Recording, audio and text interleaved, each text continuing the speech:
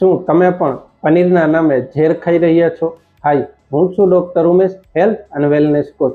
શું તમને ખબર છે, બજારમાં મળતું સસ્તું પનીર દૂધમાંથી નહીં પણ કેમિકલ અને તેલમાંથી બને છે, જેને એનેલોગ પનીર કહેવાય છે.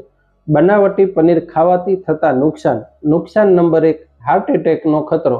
આમાં દૂધના ફેટની જગ્યાએ પામ ઓઇલ કે હાઇડ્રોજનેટેડ ફેટ વપરાય છે, જે શરીરમાં ખરાબ કોલેસ્ટેરોલ વધારે છે.